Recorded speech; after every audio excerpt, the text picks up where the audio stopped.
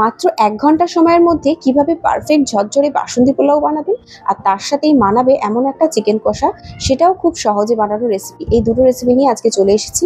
নানান ব্যস্ততার কারণে আজকাল আমাদের সময় থাকে না, তাই ভালো কিছু খাওয়ার ইচ্ছা হলেও কিন্তু সময়ের অভাবে আমরা বানাতে পারি না।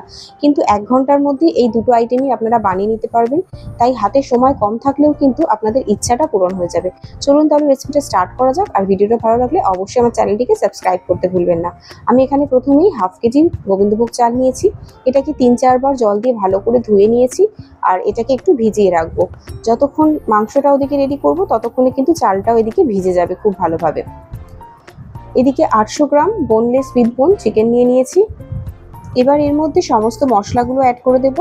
১ চামচ আদা রসুন বাটার পেস্ট দিয়ে দিলাম, ১ চামচ দিলাম জিরে গুঁড়ো, হাফ চামচ দিলাম ধনে গুঁড়ো, ১ চামচ দিয়ে দিচ্ছি হলুদ গুঁড়ো, 1/4 চামচ দিয়ে দিচ্ছি কালো মরিচের গুঁড়ো, ঝাল লঙ্কার গুঁড়ো ১ চামচ আর পরিমাণ মতো নুন দিয়ে দিলাম। আর দুটো পেঁয়াজকে এখানে কুচি কুচি করে কেটে নিয়েছি, এটাকেও এর মধ্যে দিয়ে দিলাম। আলাদা করে পেঁয়াজ লাল করে সময় নষ্ট করতে গেলে কিন্তু আরও টাইম চলে যাবে। যেহেতু এটা একটা ঝটপট রেসিপি, তাই সমস্ত কিছুই আমি এখানে কিন্তু একসাথে মাখিয়ে নিচ্ছি যাতে সময়টা আমাদের সেভ হয়। খুবই সহজ একটা রেসিপি, অথচ টেস্টে কিন্তু কোনো কম্প্রোমাইজ নেই। এটা মাখিয়ে বেশিক্ষণ রাখার দরকার নেই, ঝটপট রান্না চড়িয়ে দেবো।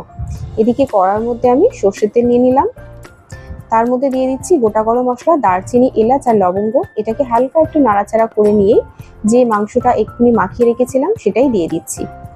হাতে সময় থাকলে মাখিয়ে রাখা যায়, কিন্তু এটা তো একটা ঝটপট রেসিপি, তাই আমি মাখিয়ে রাখছি না। ইনস্ট্যান্ট দিলেই কিন্তু সেমই টেস্ট আসবে, টেস্টে কোনো তফাৎ হবে না। এবার ভালো করে এটাকে ৪-৫ মিনিট মতো কষিয়ে নেবো, গ্যাসের ফ্লেম হাই রেখেই। তাহলে মুরগির এক্সট্রা জলটা আর ছাড়বে না। গ্যাসের ফ্লেম আস্তে করলেই কিন্তু জল ছেড়ে দেবে। যতক্ষণে ওদিকে কষানো হচ্ছে ততক্ষণ এখানে ৩-৪ চামচ টক দইয়ের মধ্যে ১ চামচ আমি দিয়ে দিচ্ছি কাশ্মীরি লঙ্কার গুঁড়ো। এতে কালারটাও যেরকম ভালো আসবে তরকারি, তার মধ্যে টেস্টও আসবে। আর তার সাথে সাথে দইয়ের সাথে মশলাটা দেওয়ার কারণে দইটা কিন্তু ফেটে যাওয়ার ভয় থাকবে না। অনেক সময় তরকারিতে দই দিলে দইটা ফেটে যায়। অবশ্য দই দেওয়ারও নিয়ম আছে, গ্যাসের ফ্লেম একদম লো করে তারপর দিতে হয়। এদিকে দেখতেই পাচ্ছেন খুব ভালোভাবে কিন্তু কষানো হয়ে গেছে। আর আমি একটু ঢাকনাটা ঢেকে ঢেকে একটু করে কষিয়ে নিচ্ছি যাতে চিকেনটাও খানিকটা এই পর্যায়ে কুক হয়ে যায়। দেখতেই পাচ্ছেন কত সুন্দরভাবে তেল ছেড়ে দিয়েছে। আর এখন গ্যাসের ফ্লেমটাকে লো করে দই আর কাশ্মীরি লঙ্কার যে একসাথে মিশ্রণটা রেখে দিয়েছিলাম সেটা দিয়ে দিলাম। দিয়ে এটাকেও খুব ভালোভাবে মিশিয়ে নিচ্ছি। দেখতেই পাচ্ছেন দই দেওয়ার সাথে সাথেই কিন্তু অনেকটা পরিমাণ জল ছেড়ে দিয়েছে। এবার এটাকে হাই ফ্লেমে রেখেই ভালো করে কষিয়ে নেব। কষাতে কষাতে দেখবেন এখন আবার কিন্তু তেল ছেড়ে দেবে আর চিকেনগুলোও দেখবেন 50% কুক হয়ে গেছে। তো চিকেনটা এখানে মোটামুটি কষানো হয়ে গেছে। এবার এর মধ্যে কিছুটা জল অ্যাড করতে হবে। তো আমি আলাদা করে জল দেব না, ম্যারিনেট করে রেখেছিলাম যে গামলায়, সেই গামলার মধ্যেই কিন্তু এক্সেস কিছুটা মশলা আছে, সেই মশলাটাকেই ধুয়ে গামলাটার জলটা দিয়ে দেবো, এর মধ্যে অ্যাড করব।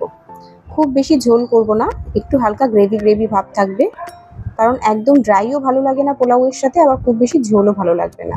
তো এটা একটু চিকেনটা সেদ্ধ হয়ে যাবে আর বাকি অংশটা গ্রেভি থাকবে, সেই অনুযায়ী আমি জল অ্যাড করলাম। আর লাস্টে দিয়ে দিচ্ছি শাহি গরম মশলার গুঁড়ো অল্প করে।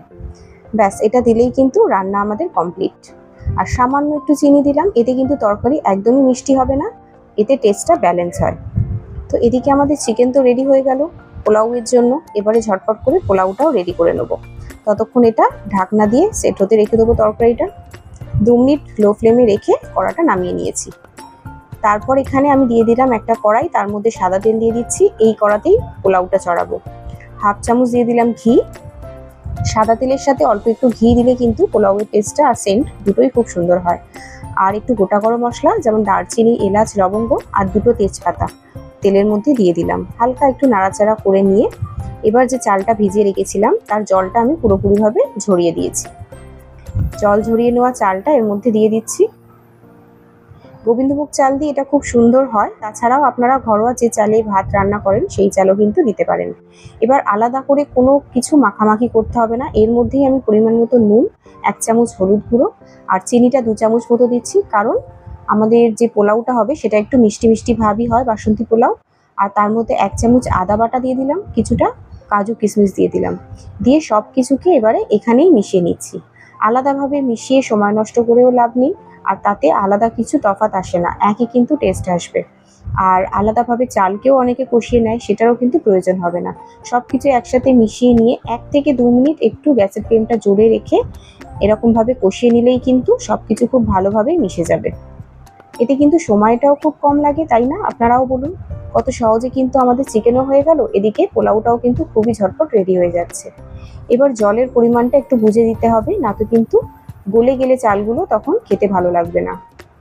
আমি দেখিয়ে দিচ্ছি কতটা জল দেবেন। ঠিক যতটা চাল সেখান থেকে আঙুলটা এইভাবে দেখবেন, 1 ইঞ্চি যতটা হবে, 1 কর আমাদের আঙুলের ততটা পরিমাণ জলটা যেন থাকে। তাহলে কিন্তু পারফেক্টভাবে ঝরঝরে হবে আমাদের বাসন্তী পোলাওটা।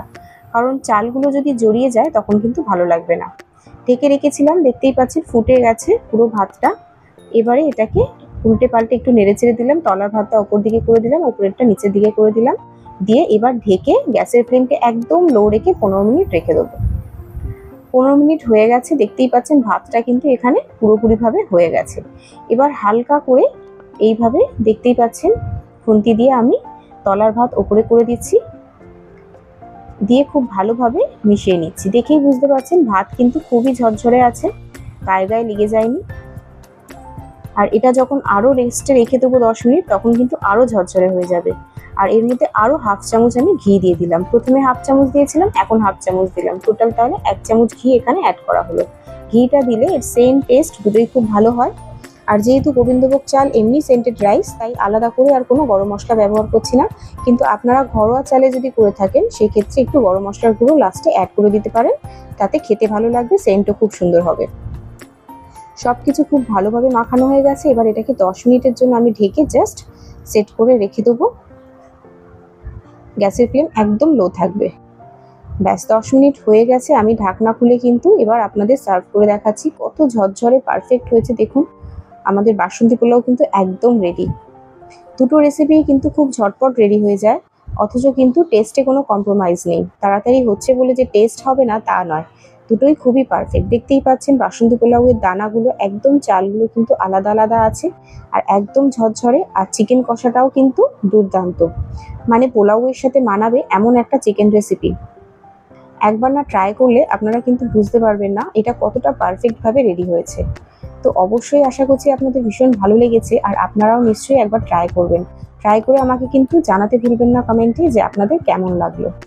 ভিডিওটা ভালো লাগলে অবশ্যই লাইক করে দেবেন, আমার চ্যানেলটিকে সাবস্ক্রাইব করে দেবেন, আর পাশে থাকা বেল আইকনটি চেপে দেবেন, যাতে আমার রেসিপি ছাড়ার পর সবার প্রথম আপনাদের কাছে পৌঁছে যায়।